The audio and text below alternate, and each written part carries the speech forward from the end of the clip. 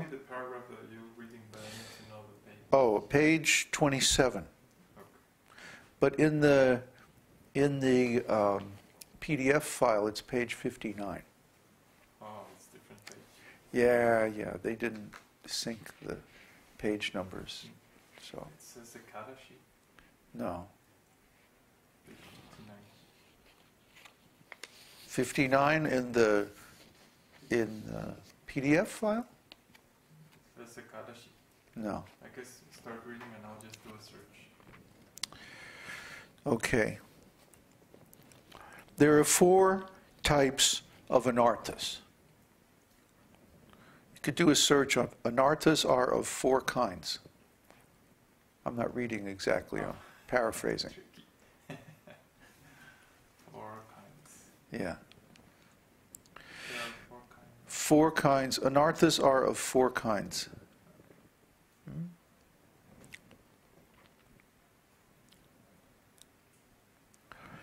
First kind is called Svarupa Brahma. That's different from Brahma. Brahma means illusion. Brahma means spirit. Got that? Okay. BH. Huh? Bha in Sanskrit is a different letter from ba. Ba and bha are 2 different letters of the alphabet. Don't confuse them. Right? So Brahma is different from Brahma. Okay?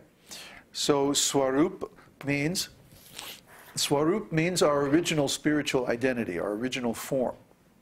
Rupa means form, and Sva means original. So our original spiritual form, Swarupa, if we are in illusion about our real identity, this is called Swarupa Brahma. The second is Asat Trishna. Asat Trishna. Trishna means thirst. Thirst. Desire. And asat means that which is not eternal. In other words, material. Remember Bhagavad-gītā 2:16? That which is temporary does not really exist. Asat means temporary. Sat means eternal. So the non-eternal is the temporary things, which means material things. And thirst, or desire for material things, is an anartha, or a whole category or class of anarthas. We should not have desire for material things. Material things come automatically by our karma, or by our qualification. So there's no need to desire them, because what we desire and what we get are 2 different things. What we desire is what we may imagine. But what we actually get is the results of our karma. And that's going to come automatically. Whether we work or we don't work, we're still going to get the result of our karma. And the results of our work are what we're going to get in our next life, karma. So try to understand, there's no way really that you can go out and say, okay, I want this. And then by working, you may get it. But that's actually illusion. That's not what's really happening. What's really happening is you were supposed to get that thing because of your past karma, for your activities in your previous life. And so you did a little work in this life just to convince yourself that, okay, you can deserve it now. And then so you accepted the manifestation of your karma from the previous life. Meanwhile, you did all this work, and so you created more karma that goes to create your next life. And that's how most people are going from life to life to life. You know, just like a worm on a plant. You ever see those worms? They sit on a branch or a leaf or something, and then they look around until they find another leaf, and then they transfer one end to that leaf, and then they move the other end over to the new leaf, like a plant worm. That's how we create our life, our next life. We're fixed in this lifetime, but by our work, we're creating the next lifetime. The results that we get in this lifetime are not exactly due to our activities in this life, but due to our activities in the previous life. And similarly, the results that we get in the next life are due to our activities in this life. So don't be confused. What you get in this life is not due to the work you're doing now. It's due to the work you already did in your previous life. And the work you're doing now is preparing your next life. So if you want to live in the spiritual world in your next life, you have to do spiritual activities now. Not at the end of your life, not maybe next lifetime or whatever. You have to do it now. And if you do, instead, if you keep asat trishna, if you keep taste or thirst for material things, if you desire material things, well, you may get them. But in the process, you're going to create another material birth in your next life. So be very careful to avoid this class of anarthas. The next class is called aparad. Aparad means offenses. And there, of course, there are 10 offenses against the holy name. But there are also other different offenses in deity worship and offenses to the Vaishnavas, which were discussed in the Nectar of Devotion. Offenses to be avoided, that chapter. I forget the number of the chapter exactly. But offenses are very dangerous because by offenses we lose our taste for spiritual life.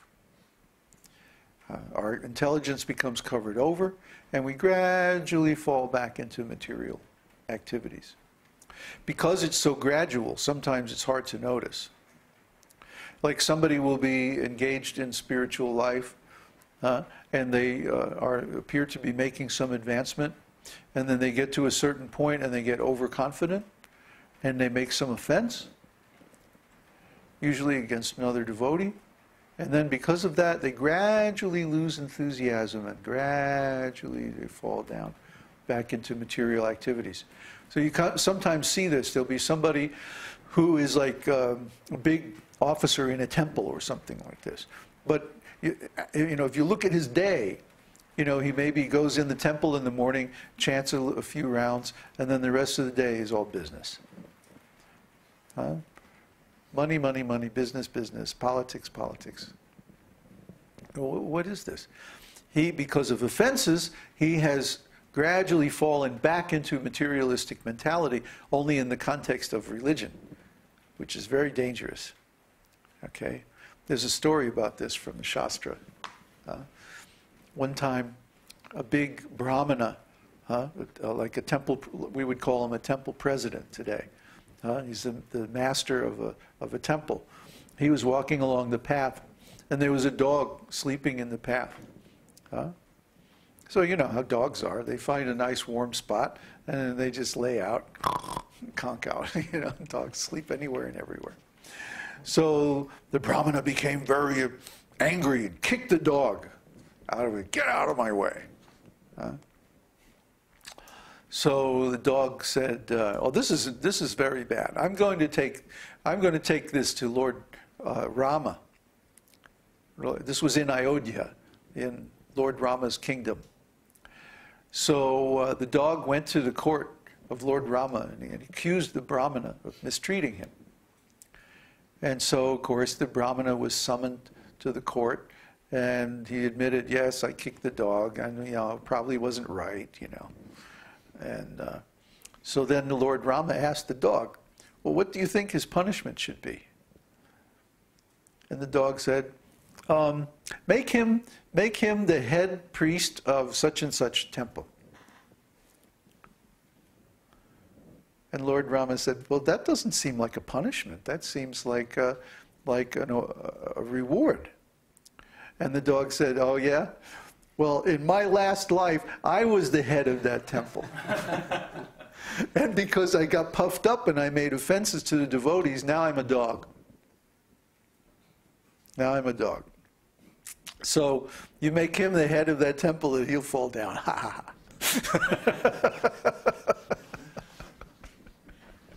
So you see, this is the danger of taking some big post or big power, in a very opulent spiritual society, that one can again become engaged in material activities.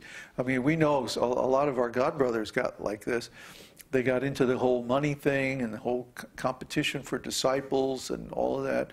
And pretty soon they're like, jet setting all over the world and going to nice, going to GBC meetings in resort